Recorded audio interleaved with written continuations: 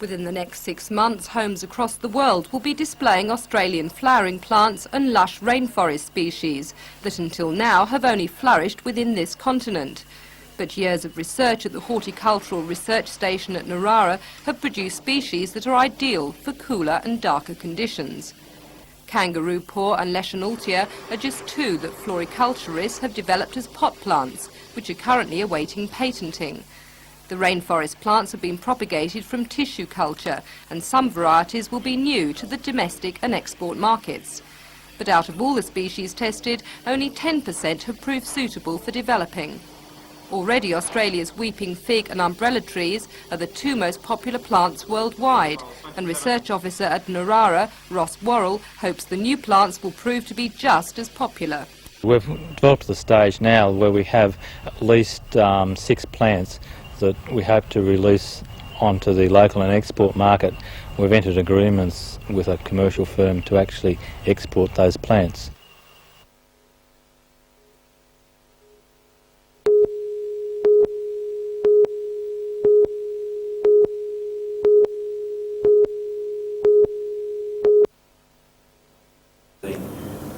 The public announcement was made at a news conference today by the BHP Collieries Division General Manager Jim Lewis, who said the sale will be settled within the next 3 months. Mr Lewis said the division is being sold as a going concern with all existing employees and that the Bond Corporation intends to enlarge the operations. For BHP, it's a rationalisation of its assets. And it is a concentration on our core businesses, which is a program that's been going in BHP now for quite some time. The company has been mining the northern fields since the 1920s to supply coal for the Newcastle Steelworks, but increasingly that coal has been blended with a harder variety from the Illawarra region. BHP will retain its southern mines and has an agreement with the Bond Corporation to supply 30% of the Newcastle Steelworks coking coal requirements on a long-term basis. The coal from the Illawarra is a hard coking coal and produces a very strong coke, and is used in large proportions in all of our steelworks. The coal from the Macquarie collieries is a soft coking coal and needs to be blended with other coals, and as a result of that only a small amount is used in the Newcastle Steelworks, and only in the Newcastle Steelworks. Again, one in of a the separate reasons statement for the today, the General Manager of the Rod and Bar Division, Rob Chenery, says the change in colliery ownership will have no impact on the operation of the steelworks or on its employees. The Bond Corporation already has coal interests in the Hunter. It operates the Great Greeter pit near Singleton and has prospecting rights at nearby Mitchell's Flat.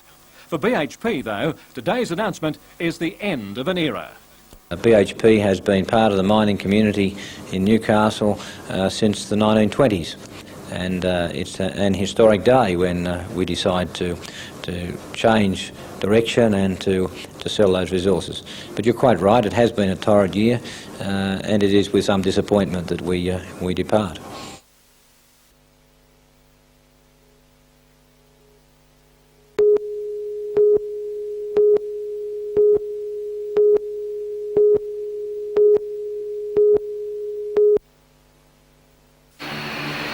There are 7 operators interested in or already using 6 airports in the Hunter region at Belmont, Williamtown, Cessnock, Rutherford, Singleton and Scone. And that's not even counting the new seaplane service on Newcastle Harbour. Air Transport Council Chairman John Riley told the forum that popular opinion is that this is too many, meaning traffic is fragmented with an adverse effect on frequency, aircraft size and overall quality of service. While none is threatened with closure, not all airports in the Hunter region will be developed further. Mr Riley warned that congestion at Sydney Airport, the hub of all the state's commuter services, means the only way to increase seats available is to use bigger planes. No more takeoffs and landings are possible under Mascot's present format. The only people who've been raising their voices to date are those who don't want Sydney Airport to be upgraded for very local and domestic reasons. Now, the federal government must take a broad community view, but it will only take that along lines of what the community indicates it wants. The 7 operators concerned with the Hunter, Air New South Wales, Oxley, Eastern, Aero National, Intours, Singleton and Aero Pelican have all made submissions to the Council for consideration of increases in the services they offer. Various proposals will be examined in detail by the Council and recommendations made to the State Transport Minister Bruce Baird, who licenses all commuter operations in New South Wales. Few members of the public attended today's hearing, but written submissions are invited on all aspects affecting aircraft users. I then spent 2 years.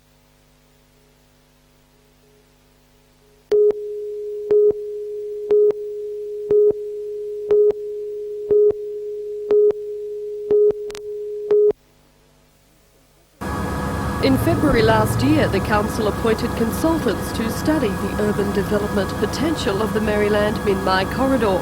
With the only remaining undeveloped residential land lying in limited areas around Beresfield and Hexham, the Minmi area was council's only real answer to the growing housing needs of Newcastle, the Hunter and possibly the Sydney market as well. Now that report has been finalised and on Tuesday night is expected to be accepted and placed on public display for 1 month. During that time, public comment will be gathered before the plans go back to council for final consideration. Today, Newcastle Lord Mayor Alderman John McNaughton admitted the plans were sure to meet with some objection. Already, the consultants had encountered problems with the close proximity of the wetlands, the new freeway and the Ironbark Colliery.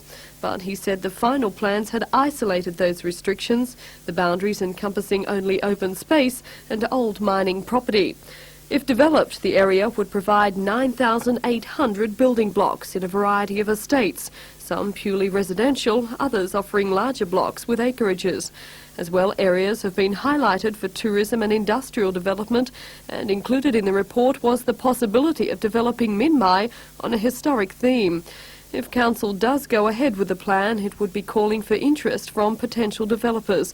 And already, according to Lord Mayor McNaughton, there has been plenty of bites from interested parties, both in the Hunter and further afield. And just as importantly, the plan looks like having the support of the state government. Today, the office of Housing Minister Joe Shipp applauded the move at a time when Sydney's housing shortage has reached a crisis point.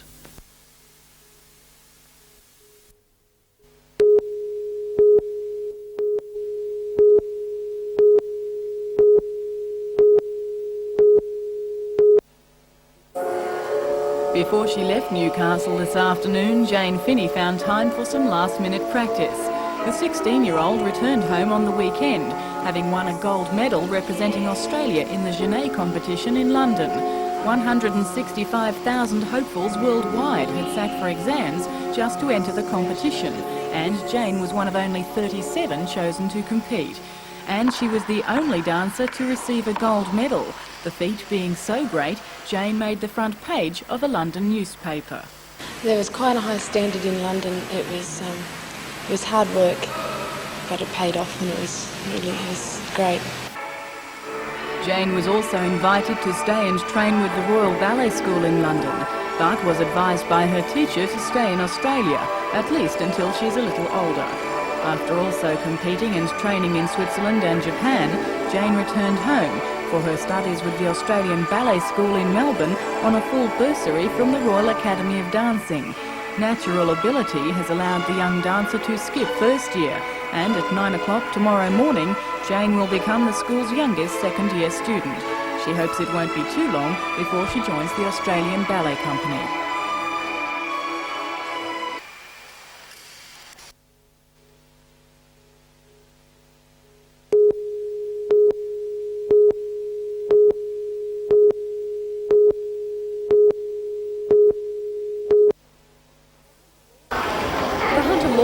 Surrounding byways today became a bewildering obstacle course for more than 30 of Newcastle's social and civic leaders. At the invitation of the Access Advisory Committee, the group were asked to step into the shoes of a disabled person for just an hour. The exercise was part of the Newcastle City Council survey to find the CBD's accessibility to people with disabilities. So in pairs, the participants, yours truly amongst them, were dispatched into the city centre with a list of tasks they had to complete, such as taking a parcel into the post office, visiting a doctor's surgery, or in my case, finding the price of an item in a chemist. Some folk were blindfolded, others in wheelchairs, some in splints or on crutches, all accompanied by a helper. And after an hour on the streets completing their tasks, most returned weary, frustrated and thankful. Yeah, but we found that there were a lot of items in the way, and the road was very bumpy, or the cobblestone road, and if I did have a broken arm and shoulder, it would have been fairly severe, or the jarring. Overall, it was a good experience, apart from the fact that so many people stare. That That was the real problem. We thought it would be much more accessible than it was, and someone ought to do something about that. For my part, it was a strange and at times embarrassingly difficult experience. And after completing it, all participants, both the disabled and their helpers, were asked to answer questions about the experiences, which will be submitted to Council to help in the development of the city to better meet the needs of the disabled.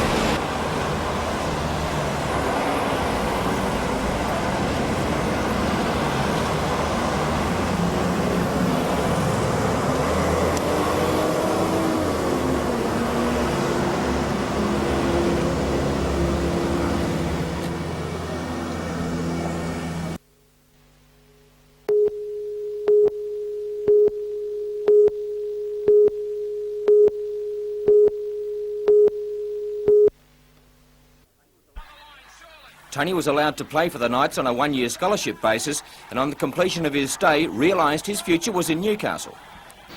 Well, it's not just being a footballer, it's Newcastle has also given me the opportunity to have a white-collar job, something that in New Zealand I most probably wouldn't be able to do, and to me it's important to secure a future off the field as well as on the field.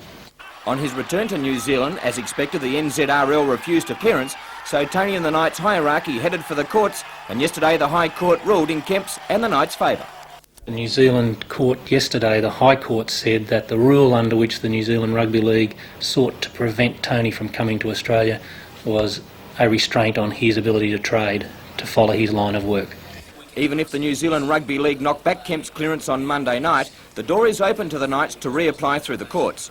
Judge Henry ruled that it would be proper to reserve leave generally to apply in case further orders or declarations are to be pursued. So the Knights are confident that Kemp will be in the blue and red this season, but where will they play him? First of all, I'm going to give Gary a run for his money, and I also see that in the team there's positions available for both of us, so during the year maybe Gary might be playing somewhere else.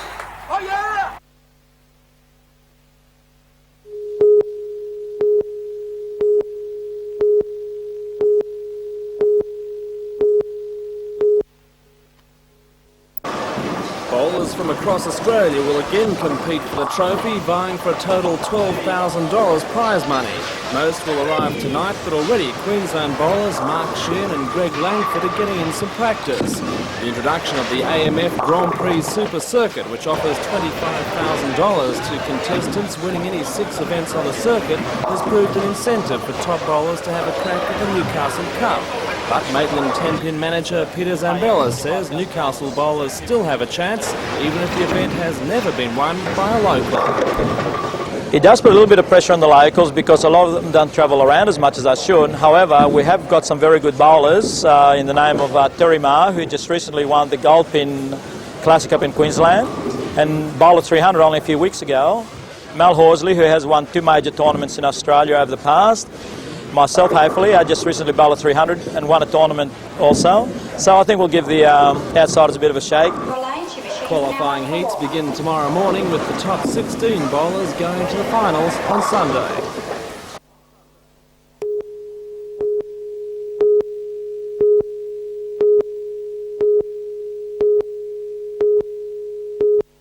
All come about? Well, Mike, we got together with the agents at a conference a few weeks ago, and a lot of them expressed a desire to be involved in telethon. And so far we hadn't found a way of being involved, and somebody popped up and said, let's run a dinner. So that's where it started.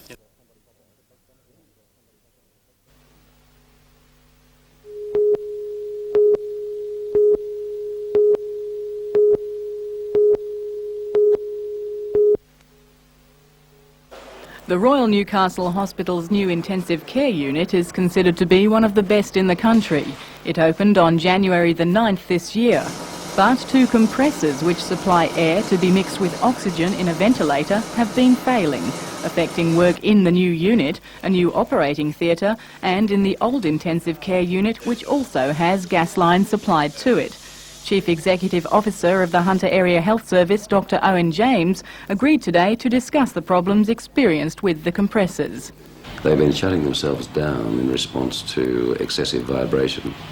When the compressors were installed, it was decided that they did not need an inertia base, which of course nullifies vibration. And in the absence of an inertia base, the vibration is such that the compressors shut down. And the net result is the ventilators themselves, which are driven by the compressed gas, need to be disconnected from the patient, and the nurses take over the breathing of the patient by squeezing a bag connected to their endotracheal tube or tracheostomy. On Friday night, Dr James says 5 patients required manual ventilation in the intensive care unit, and when equipment failed again yesterday, large cylinders of compressed air were hooked up to ventilators, alleviating the need for the job to be done manually. The Public Works Department and the Department of Health have now agreed to spend $55,000 to buy the necessary inertia bases and a standby compressor. The problem should be rectified within the next 2 months.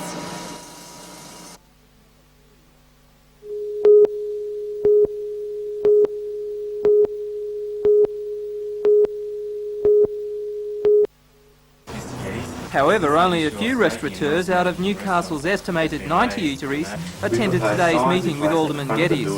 One restaurant owner, Nick Favos, said market forces should determine what an owner decides to do. He said signs such as this should be erected outside restaurants, telling patrons of smoking arrangements within, and the customer should be able to choose. Good afternoon, Hawaiian Steakhouse. Certainly, what name? Smoking or non-smoking? Nick encourages his customers to sign a petition voicing their opinions. He says 99% have called for petitioned areas. On NBN's Newsnight last night, Dr Blair Hunt from the Tobacco Institute said Alderman Geddes was playing politics. And what we're on about in this session is talking about the intervention that the Newcastle City Council is proposing in a manner which I think is totally incorrect. Certainly very strongly Alderman Geddes refutes Dr Hunt's claims. Smoking. If he wants to interpret it as a political issue, we'll let him do so, but then he's working for a vested interest, and I don't think he has any credibility, really. Alderman Geddes said he was pleased with today's meeting and that the restaurateur's submission would be aired before Council. Peter Ryan reporting for NBN News.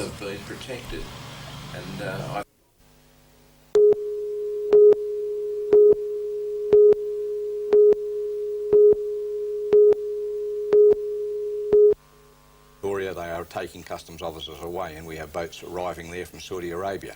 In Newcastle, very soon they are to do away with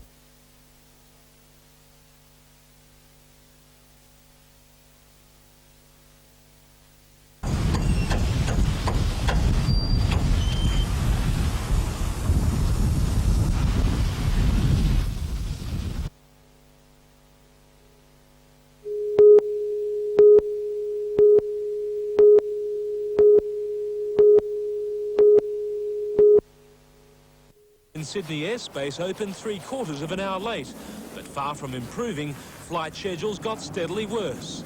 Australian Airlines and Ansett had put on an extra 50 services to clear yesterday's backlog. Only the cause of the disruption, according to the Civil Aviation Authority, was an overtime ban by air traffic controllers.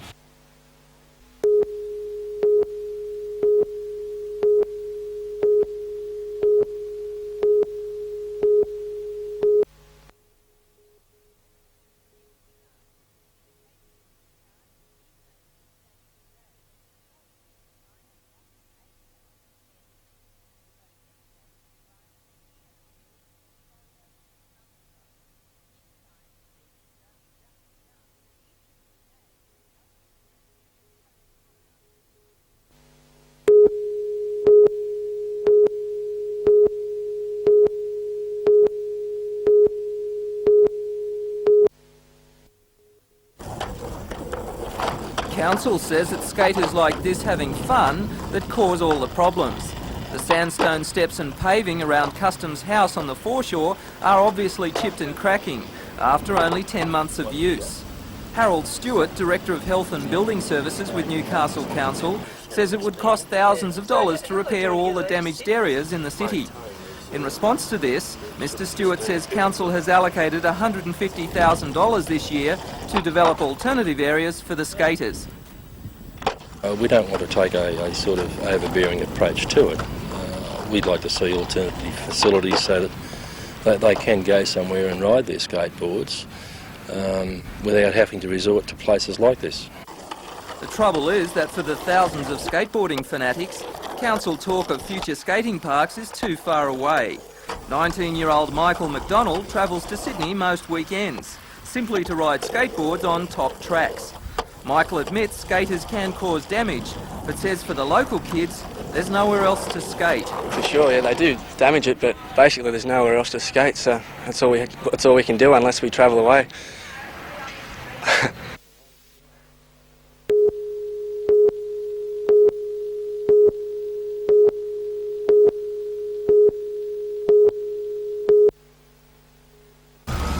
The family's Daihatsu Charade and an equally small Nissan Pulsar collided at the corner of Llewellyn and Railway Streets just before 5 o'clock.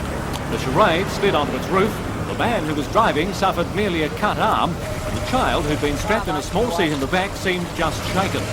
The mother was diagnosed at the scene as having a back injury, and all were taken to the Royal Newcastle Hospital for treatment. The driver of the Pulsar, which was towing a trailer at the time of the collision, wasn't hurt and was interviewed at the scene by police. Tow truck operators were quick to clear the mess to allow P-guard traffic to pass, but fire engines, which also turned up, weren't needed.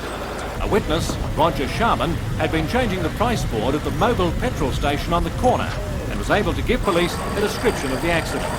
Police will be compiling a report before deciding if any action will be taken.